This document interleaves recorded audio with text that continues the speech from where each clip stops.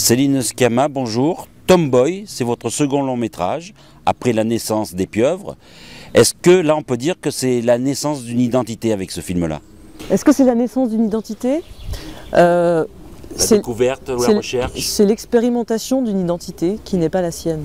Après, est-ce que c'est la naissance d'autre chose? Ça, je ne sais pas. Le film choisit de ne pas statuer sur cette question. Donc ça, c'est à vous de le dire. Si c'est une jolie façon de résumer le film, mais il y en a d'autres. Oui, il y en a d'autres. Voilà, c'était pour moi, pour faire une autre proposition, de voir un petit peu si...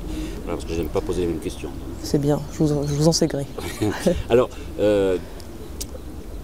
cette histoire donc, prend un point de départ. Alors, j'ai appris justement le fait de vous suivre comme ça, que le casting, donc la demoiselle qui joue Tom, le garçon, qui joue Michael et qui joue Laure, eh bien, vous l'avez entouré après, puisqu'elle vous avez fait un casting, vous l'avez entouré après d'enfants qui étaient avec elle. Donc ça, c'est particulier comme technique. Bah oui, mais ça me semblait un cercle assez vertueux parce que je cherchais quand même à faire un film sur l'énergie de cet âge-là et recomposer un groupe, je trouvais ça assez contraignant, surtout que j'étais dans des contraintes de temps également. Et là, je me disais que le bénéfice était forcément énorme parce qu'ils se connaissaient tous, ils avaient des habitudes, ils avaient de l'aisance et que dans ma quête de justesse sur cette période de la vie, je me disais que ça allait être forcément assez payant. Ça a été facile de les convaincre? Oui, très. Oui. Ah oui, c'est pas dur de convaincre quelqu'un de faire du cinéma. Hein, voilà. En plus avec leurs copines, peut-être. Bah oui, il y avait un côté, et puis c'est l'été, ils sont pas en vacances, ils sont dans leur banlieue, et soudainement, on renouvelle leur terrain de jeu, et puis on en fait un espace de fiction. Donc je pensais, personne n'a dit non. Ils avaient l'impression de continuer ce qu'ils faisaient dans la vie de tous les jours ou de reproduire ce qu'ils faisaient? Bah, ils ont vite pris conscience que c'était un travail quand même, parce que c'est assez contraignant, il fait pas forcément beau et on doit se baigner. On joue au foot 6 heures d'affilée au lieu d'une demi-heure. Donc, non, ils ont rapidement eu un sens des responsabilités, ils étaient très à l'écoute. Après, voilà, il y a des moments où quand ils se mettent à jouer vraiment, c'est-à-dire quand ils font une bataille d'eau, c'est dur de les arrêter, c'est dur de se faire entendre. Donc, comment vous leur avez parlé du film la première fois? Est-ce que vous leur avez lu le scénario? Vous leur avez raconté l'histoire pour qu'ils comprennent? Comment ça s'est passé? Je leur ai pas lu le scénario, mais avec la directrice de casting, on leur a raconté l'histoire très très précisément, avec scène après scène. Et puis on les a rapidement fait improviser sur ce canevas. On leur a demandé de parler de ce Michael, ce nouveau, et il paraîtrait que c'est une fille, et on a regardé ce qu'ils proposaient tous autour de cette question.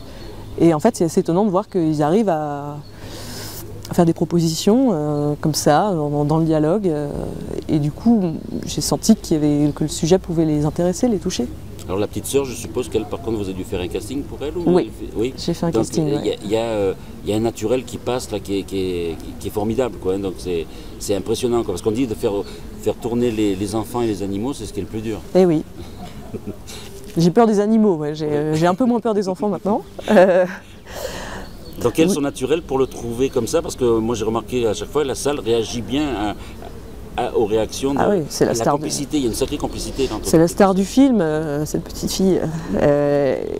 Et c'est pas facile de travailler avec une petite fille de 6 ans, parce que elle n'a pas la notion du travail, et par ailleurs, on peut rapidement tomber dans un côté un peu bébé, annonné. C'est un âge où on joue encore beaucoup au bébé. Donc l'extrême vigilance, elle était sur ce point-là. Et c'est vrai que d'une prise à l'autre, on pouvait vraiment basculer dans l'enfant qui annonne à cette espèce de volontarisme et de maturité qu'elle peut avoir par ailleurs. Donc tout l'enjeu, c'était d'arriver à la maintenir éveillée, et c'est pas facile. J'ai fait beaucoup le cheval. Le cheval, c'est ça la clé de la direction d'acteur pour une toute petite fille. Faire le cheval. Faire le cheval, ouais. Donc, bah oui, ça fait, voilà, depuis j'ai une scoliose, mais j'ai un joli portrait d'une petite fille. Alors, les parents sont importants, même si on les voit qu'en filigrane. Oui. En même temps, vous vous permettez, c'est ça qui est bien avec votre film, de ne pas juger. Donc, c'est des parents idéaux, ça? Bah, ils ont l'air d'avoir un peu leurs défauts. Le père est assez lunaire, finalement réagit peu à la situation. La mère est là et en même temps elle ne voit pas trop ce qui se passe sous ses yeux. Donc c'est pas tant une vision idéale, mais c'est une vision aimante. C'est-à-dire c'est des personnages que j'aime bien, et j'avais envie qu'ils aient leur chance et qu'ils ne soient pas instrumentalisés par le récit comme des figures d'adultes, donc des figures qui incarnent l'autorité et le savoir, quoi. Donc pour moi, j'avais envie de faire le portrait d'une famille où il y a de la tendresse. Et ça, c'était un des enjeux du film, quand bien même il est un peu plus sporadique comme ça. Mais c'était quelque chose qui me tenait à cœur. Alors pourquoi avoir choisi le fait que la mère soit enceinte, qu'elle attende un troisième enfant? Ça, je suppose que c'est important.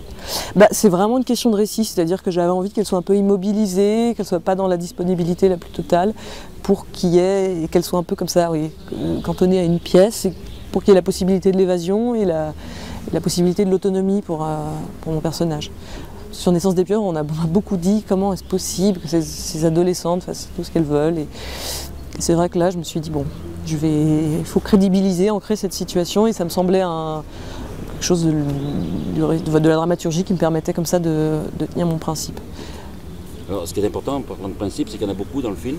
Ouais. On sent que vous êtes une auteure et en même temps une réalisatrice qui a un point de vue. Ce qui est important, moi je trouve, pour le récit, qu'on puisse l'apprécier, c'est justement que ce soit des plans qui soient longs ou qu'on prenne son temps. Donc ça, c'est ce qui peut vous caractériser sur ce film, c'est de prendre son temps pour expliquer les choses, pour se découvrir, pour... En tout cas, le film a peu de séquences et j'avais envie que les séquences soient longues, c'est-à-dire qu'on ne soit pas dans la vignette ou dans le clip. Après, on prend son temps et en même temps, j'avais vraiment une envie de rythme sur ce film. C'est-à-dire sur mon film précédent, j'ai beaucoup tourné en plan séquence. Là, par exemple, il y en a très très peu. On est quand même dans un découpage qui suit l'action. Après, j'avais envie qu'il y ait vraiment des morceaux comme ça de vie, de jeu entre les enfants, de rituels. Et effectivement d'exercer un regard assez volontaire sur ces questions, de les chorégraphier, pour arriver à restituer les sensations de l'enfance et de faire un film qui soit à la fois un récit avec de la tension, du suspense, et en même temps qui soit aussi assez organique. Vous estimez que le film peut être vu aussi bien par les parents que par les enfants? Absolument, et j'aimerais beaucoup qu'il soit vu par les enfants. Il y a eu à Berlin une projection avec que des enfants, et le film leur raconte vraiment quelque chose. Et je pense que c'est vraiment un film on peut emmener voir ses enfants. On peut emmener ses enfants voir ce film. J'espère que les parents peuvent amener, ça peut changer aussi.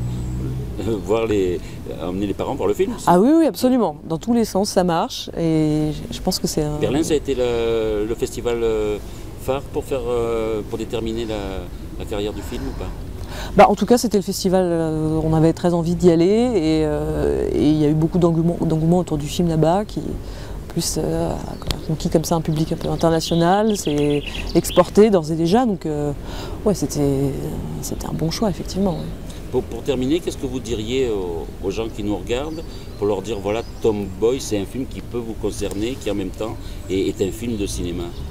Oh, c'est pas facile ça. Non, mais moi je suis là pour faire des surprises. Qu'est-ce que je peux leur dire?